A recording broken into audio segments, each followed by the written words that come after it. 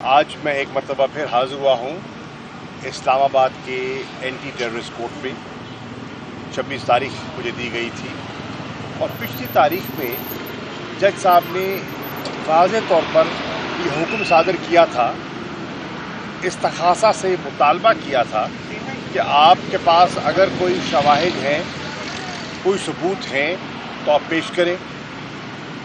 और जब उन्होंने कहा कि कोई नेक्सस नहीं जुड़ता तो उन्होंने कहा मैं आपको आखिरी मौका दे रहा हूँ, मैं आपको आखिरी मौका दे रहा हूँ और आप अगली तारीख पर मुकम्मल शवाहिद लेकर आएँ ताकि मैं इस केस को निपटाऊँ।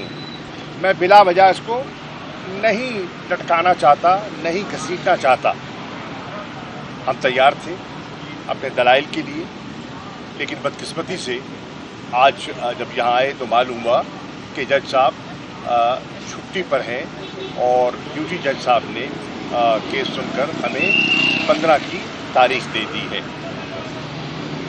2-3 अहम डेवलपमेंट्स हैं जिसके बारे में मैं चंद मारूज़ात आपकी खिदमत में पेश करना चाहता हूँ।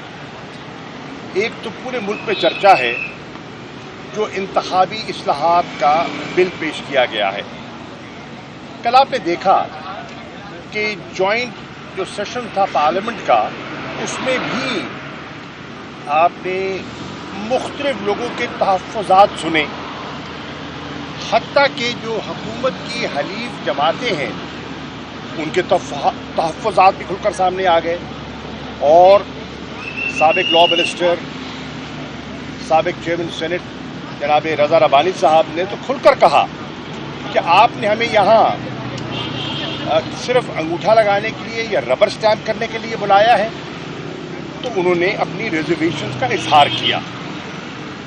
JUI जो PTM की एक अहम जमात है, उनके सेनेटर मुर्तज़ा साहब ने भी अपने तहफ़्फ़ुज़ात का खुलकर इजहार किया और तहरीक इंसाफ तो पहले ही कह चुकी है कि हमें इस सारे अमल से बाहर रखा गया है। अब इतनी अहम लेजिस्लेशन इतनी उजलत में होना समझ से बालातर है। देखिए, जो तरमीम की गई उसमें जो मुझे खदशा है वो ये है कि जो केयर टेकर या निगरान हुकूमत का जो कॉन्सेप्ट आइन में परोया गया था उसकी नफ़ी कर दी गई है।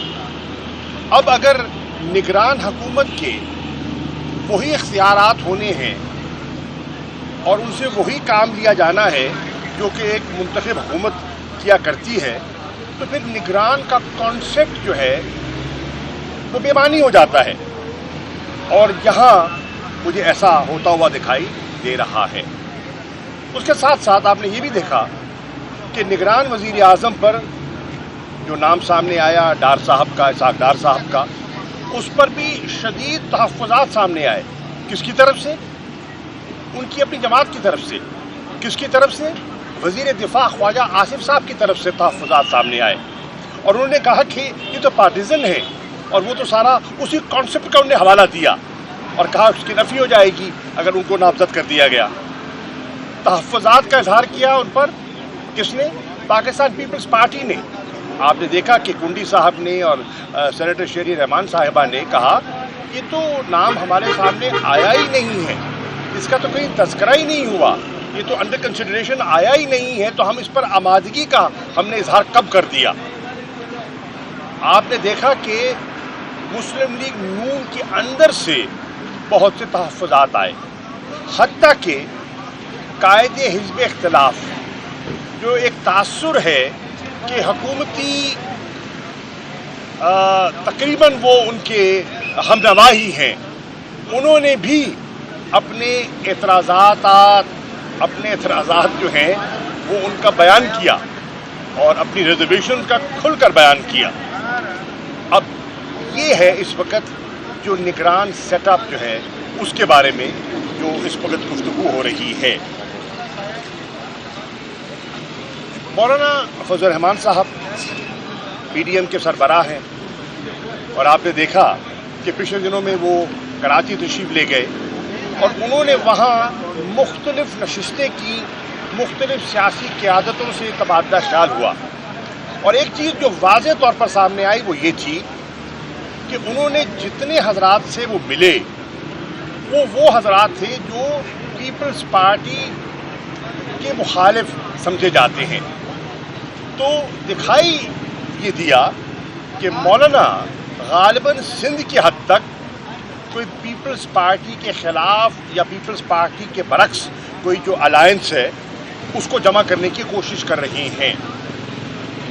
میں کہنے کی کوشش یہ کر رہا ہوں کہ پی ٹی ایم اور ان کے الائز میں نظام سیٹ اپ ہو، مستقبل کے الیکشنز ہوں، الیکٹورل ریفارمز ہوں، اس پر کوئی یکجہتی اور یکسوئی دکھائی نہیں دے رہی۔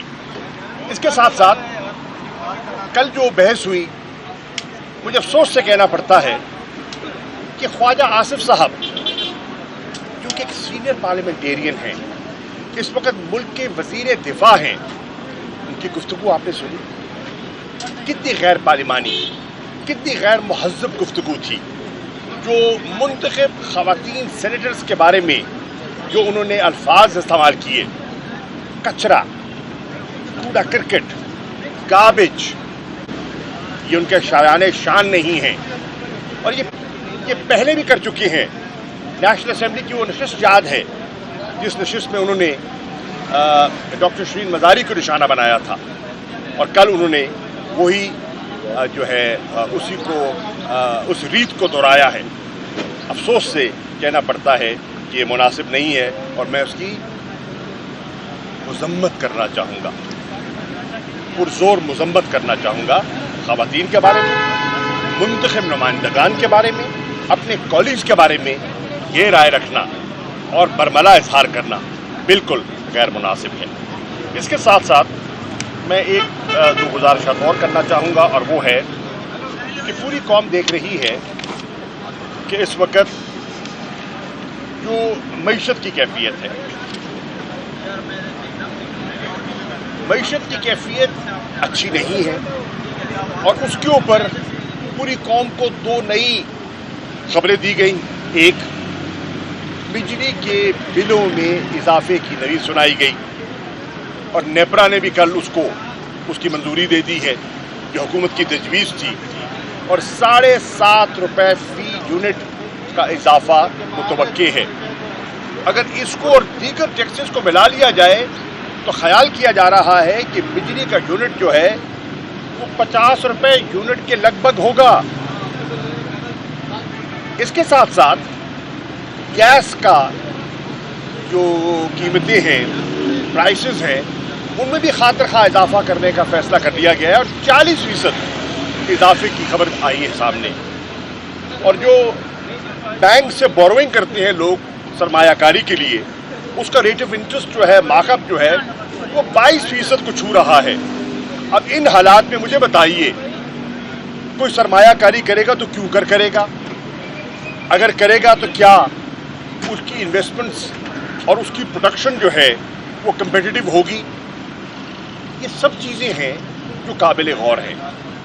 اور آخری بات جو میں آپ کی گوش گزار کرنا چاہتا ہوں وہ یہ ہے کہ 17 دن کی مہمان حکومت نے جاتے جاتے 61 ارب کی ایک رقم جو ہے ڈیولپمنٹ مد میں مختص کر دی ہے اپنے سرکاری ممبران پارلیمنٹ کے لیے۔ اب اس میں سے 51 ارب تو ریلیز بھی کر دیے گئے، اور ریلیز کر دیے گئے کوڈل جو فارمیلٹیز ہیں ان کو پورا کیے بغیر۔ تو یہ بڑی سیریس چیزیں ہیں۔ میں سمجھتا ہوں کہ الیکشن کمیشن کو اس کا نوٹس لینا چاہیے، الیکشن کمیشن کو خاموش نہیں رہنا چاہیے۔ اور اگر الیکشن کمیشن خاموش رہتا ہے تو لوگوں میں کیا تاثر جائے گا؟ کیا اسی کو آپ لیول پلینگ فیلڈ کہیں گے؟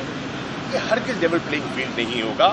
پاکستان کی عوام ایک ایسا نگران سیٹ اپ دیکھنا چاہتے ہیں جو واقعتاً غیر جانبدار ہو اور شفاف الیکشنز کرانے کی اس میں اہلیت ہو۔ पाकिस्तान की आवाम एक ऐसा इलेक्शन चाहते हैं और तवक्को रखती हैं इलेक्शन कमीशन से कि वो ऐसा इलेक्शन मुनक्किद कराएंगे जिस पर लोगों को एतमाद हो। ये ना हो कि सारी एक्सरसाइज भी हो जाए और उसके बाद मुल्क में सियासी इस्तेकाम भी ना आए। ये बहुत बड़ी इस मुल्क के साथ और सियासी अमल के साथ ये एक बहुत बड़ा एक सानिया होगा। Thank you sir. अगर आप जो करंट सेटअप है हुकूमत का, अगर उसमें से कोई निगरान वज़ीर आज़म, उसको आप किस तरह देखते हैं? और सेकेंडली, इंतखाबात से कबल PDM क्या टूटते हुए प्रॉपर आपको दिखाई देती है?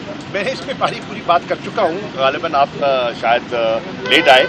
मैं पूरी बात कर चुका हूँ। देखिए, जो एक फेडरल मिनिस्टर है जो किसी पार्टी से मुंसलिक है, वो गैर जातीय कैसे हो सकता है? वो तो उसकी नफ़ी करता है ना। और PDM के अंदर और उनके अलायंस के अंदर जो तहफ़्फ़ुज़ात हैं उसका जिक्र मैं कर चुका हूँ, निगरान सेटअप के बारे में भी और इलेक्टोरल रिफॉर्म्स में जो आपने कार्रवाई देखी जॉइंट पार्लियामेंट में आपके सामने है, बिल्कुल यकसुई नहीं है, इख्तलाफात खुलकर सामने आ गए। Thank you. बताइएगा कि जो साइफर है, इमरान खान साहब कह रहे हैं कि वो साइफर नहीं था जो मैंने परेड ग्राउंड में लहराया था पार्लियामेंट। उनकी स्टेटमेंट में कह रहे हैं कि वो साइफर नहीं था। तो आपने सुन लिया ना, तो कोई अभाम रह गया? आपको क्या समझ नहीं है उनकी बात में? नंबर 1। नंबर 2, साइफर पर मैंने कल गुफ्तगू कर ली और मुफस्सल गुफ्तगू कर ली और अपना बयान भी रिकॉर्ड करवा दिया। Thank you.